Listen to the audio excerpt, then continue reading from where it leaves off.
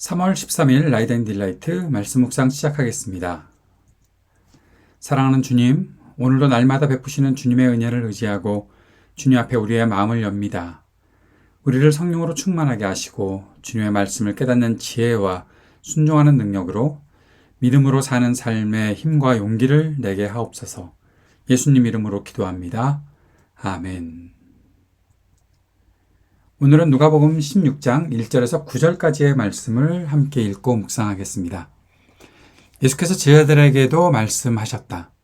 어떤 부자가 있었는데 그는 청지기 하나를 두었다. 그는 이 청지기가 자기 재산을 낭비한다고 하는 소문을 듣고서 그를 불러놓고 말하였다. 자네를 두고 말하는 것이 들리는데 어찌 된 일인가? 자네가 맡아보던 청지기 일을 정리하게. 이제부터 자네는 그 일을 볼 수 없네. 그러자 그 청지기는 속으로 말하였다. 주인이 내게서 청지기 직분을 빼앗으려 하니 어떻게 하면 좋을까? 땅을 파자니 힘이 없고 빌어먹자니 낯이 부끄럽구나. 옳지, 내가 무엇을 해야 할지 알겠다. 내가 청지기의 자리에서 떨려날 때 사람들이 나를 자기네 집으로 맞아들이도록 조치해 놓아야지. 그래서 그는 자기 주인에게 빚진 사람들을 하나씩 불러다가 첫째 사람에게 당신이 내 주인에게 진 빚이 얼마요? 하고 물었다. 그 사람이 기름 100마리요 하고 대답하니 청지기는 그에게 자, 이것이 당신의 빚 문서요. 어서 앉아서 50마리라고 적으시오. 하고 말하였다. 그리고 다른 사람에게 묻기를 당신의 빚은 얼마요? 하였다. 그 사람이 밀 100섬이요 하고 대답하니 청지기가 그에게 말하기를 자, 이것이 당신의 빚 문서요. 받아서 80섬이라고 적으시오. 하였다. 주인은 그 불의한 청지기를 칭찬하였다. 그가 슬기롭게 대처하였기 때문이다. 이 세상의 자녀들이 자기네끼리 거래하는 데는 빛의 자녀들보다 더 슬기롭다. 그러므로 내가 너에게 말한다. 불의한 재물로 친구를 사귀어라. 그래서 그 재물이 없어질 때에 그들이 너희를 영원한 처소로 맞아들이게 하여라. 아멘. 누가복음 16장은 돈에 대한 예수님의 가르침을 기록하고 있습니다. 이 가르침이 계속해서 이어질 텐데 우리가 잘 살펴보았으면 좋겠습니다.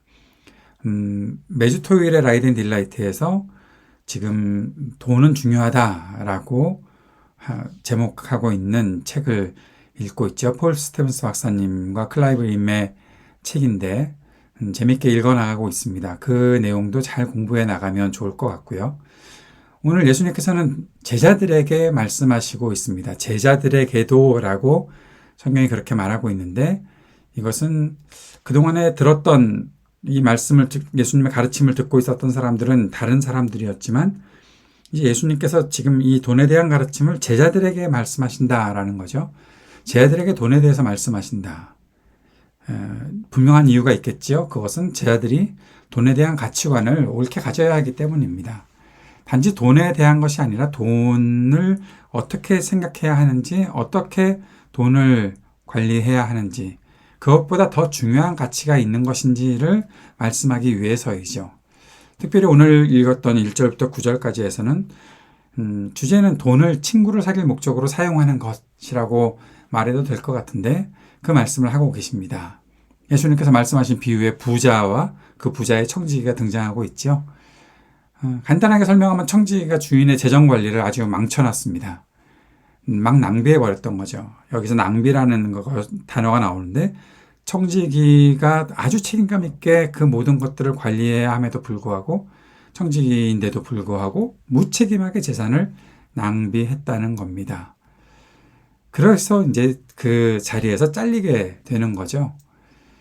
예수님은 이 비유를 말씀하시면서 청지기를 가리켜 불의한 청지기다라고 그렇게 말씀하셨습니다.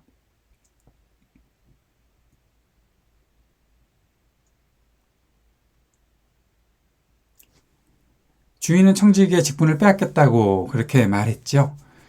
이때 청지기가 깊은 고민에 빠질 수밖에 없겠죠. 그러면서 아주 좋은 생각이 떠올랐다라고 말합니다. 그 좋은 생각, 그 아이디어는 채무자들의 채무를 감면해 주는 것이었습니다.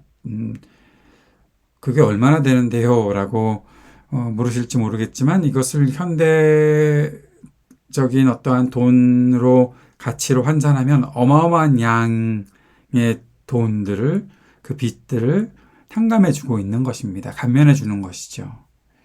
청지기는 채무자들이 가지고 있던 그 엄청난 채무를 탕감 또는 감면해 주었고 여기에는 두 사람이 소개되고 있지만 사실 더 많은 사람들이 있었다라는 것은 우리는 알 수 있습니다. 왜 그랬죠? 그로 인해서 채무자들에게 환심을 사서 그들의 은인이 되어주는 거죠. 그래서 나중에 이제 며칠 있다가 잘릴 것인지 모르겠지만 분명히 잘릴 것을 그 잘릴 것이 결정이 나 있는데 그렇게 직업을 잃었을 때 채무자들에게 자신이 환대를 받을 것을 기대할 수 있었던 거죠. 그 일을 그래서 했던 것입니다. 그런데 이때 주인이 이 청지기를 칭찬했다라고 말씀하십니다. 여기서 우리가 잘 살펴보아야 하는 것은 주인이 청지기를 슬기로운 대처를 칭찬하고 있는데 예수님은 그 청지기를 어떻게 표현하고 있나 하면 이 청지기를 가리켜서 예수님은 불의한 청지기라고 말씀하십니다. 그런데 슬기롭게 대처했다. 청지기가 지금 아주 슬기롭고 지혜롭고 선한 청지기는 아닙니다. 불의한 청지기입니다. 그런데 슬기롭게 대처했다는 거죠. 자신의 위기를 벗어날 수 있는. 결국에는 그 재물을 자기 것도 아니면서 그렇게 채무를 감면해 주면서 사람들에게 환심을 사서 자기가 그들의 친구가 되고 그들에게 호의를 나중에 받을 것을 했기 때문에 슬기롭게 대처했다. 그렇게 주인은 평가했고 예수님도 그 부분에 대해서는 상당히 긍정적인 말씀을 하시는 것 같습니다. 그런데 여기서 또 한 가지 우리가 주목해 보아야 할 것은 예수님이 재물을 불의한 재물이다라고 말씀하셨던 거죠. 불의한 재물. 그러면서 불의한 재물을 사용하여 친구를 사귀라 말씀하셨던 겁니다. 왜 하필이면 불의한 재물일까? 불의한 재물로 친구를 사귀는 것은 맞는 일인가? 라는 그러한 고민에 빠지게 되기에 이 본문을 해석하기가 참 쉽지 않다라고 여겨질 것입니다. 분명한 것은 예수님께서 제자들에게 말씀하신 이 말씀은 빛의 자녀들, 분명히 예수님은 또 빛의 자녀들과의 비교를 말씀하셨잖아요. 이 세상의 자녀들이 자기네끼리 거래하는 데는 빛의 자녀들보다 더 슬기롭다. 빛의 자녀는 누구입니까? 지금 예수님을 따르고 있는 제자들. 그들이 빛의 자녀들이겠지요. 그런데 세상을 살아가면서 세상의 사람들이 너희들보다 더 슬기롭게 살지 않니? 이런 것들을 보면 그렇게 말씀하셨던 거죠. 왜냐하면 그들은 재물을 가지고서 친구를 사귀고 그렇게 거래를 하고 있으니까. 예수님은 이제 제자들에게 말씀하시면서 세상을 살아가면서 세상의 것들을 어떻게 사용해야 하는지 말씀하고 계시는 것이죠. 여기서 또 하나 우리가 잊지 말아야 하는 아주 중요한 가치가 하나 있습니다. 예수님께서 말씀하신 것이 빛의 자녀들이 이 제자들이 세상에서 살아가면서 9절에 그들이 너희를 영원한 처소로 맞아들이게 하여라 라고 말씀하셨던 거죠. 영원한 처소로 맞아들이게 하여라. 친구를 사귀어서 영원한 처소로 맞아들이게 하여라. 이건 무슨 말일까? 영원한 처소는 세상과는 좀 다른 것 같은데 분명히 우리가 생각할 수 있는 것은 빛의 자녀들의 모든 가치관은 이 영원한 처소에 달려 있다라는 겁니다. 불의한 재물이라는 것은 만몬의 지배를 받는 세상을 말하는 것이고 그것은 결코 영원할 수 없는 것이다 라고 말씀하셨던 거죠. 그래서 이 불의한 재물, 그것이 영원할 수는 없지만 너희들이 지금 세상에서 그 만몬의 지배 속에서 세상의 이 자본주의 사회 속에서 살면서 그 자본들, 그 돈들을 영원한 초소를 위해 사용할 수 있는 그것이 우리가 친구를 사귀고 사람과 함께 할 수 있는 그러한 도구로 사용된다면 그러한 일들에 충분히 사용할 수 있어야 한다라고 말씀하시는 거죠. 그것이 영원할 것이라는 것이 아니라 지금 세상을 살고 있는 동안 그것을 가지고서 살아가면서 영원한 초소를 향해서 살아가고 있는 너희의 가치관과 중심을 잃지 말아야 한다라고 말씀하신 것입니다. 분명히 우리가 보게 되는 것은 불의한 청지기는 후에 자신이 환대받을 것을 기대하고 호의를 베풀었다는 거죠. 결국 그것은 채무자들이 주인에 대한 채무를 많이 줄거나 탕감을 받았지만, 감면을 받았지만 청지기에 대한 새로운 채무가 생겼다는 것들을 알 수가 있죠.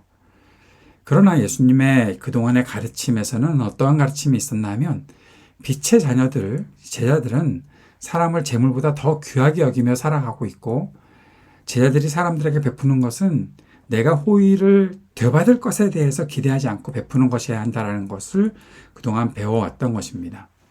다시 정리하면 돈보다 사람을 귀하게 여기는 그러한 삶과 가치관이 있어야 하고, 사람을 얻고 친구가 되는 것을 더 중요하게 생각하는 것이 제자들의 삶이어야 한다라고 말씀하신 거죠.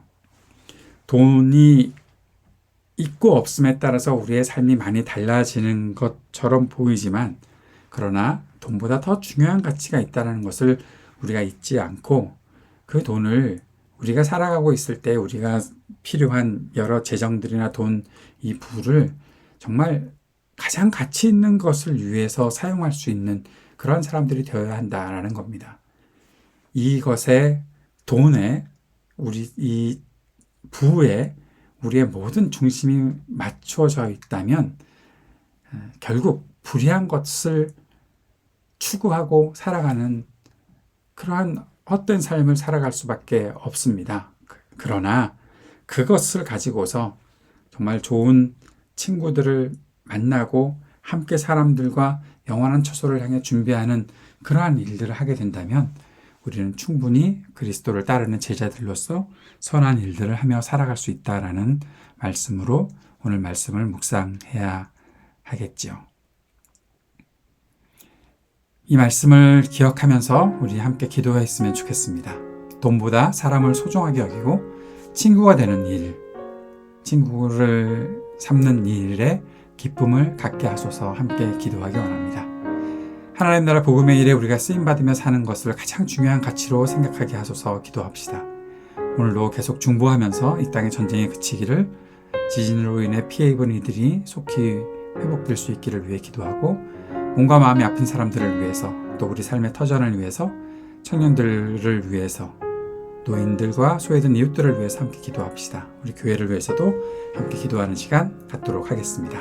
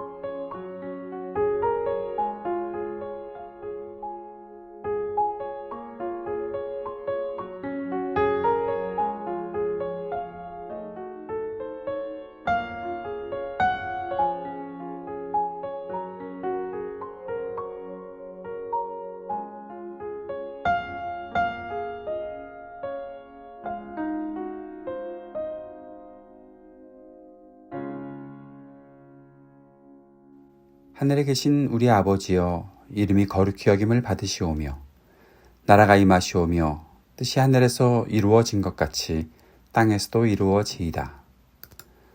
오늘 우리에게 일용할 양식을 주시옵고 우리가 우리에게 죄 지은 자를 사하여 준 것 같이 우리의 죄를 사하여 주시옵고 우리를 시험에 들게 하지 마시옵고 다만 악에서 구하시옵소서. 나라와 권세와 영광이 아버지께 영원히 있사옵나이다. 아멘.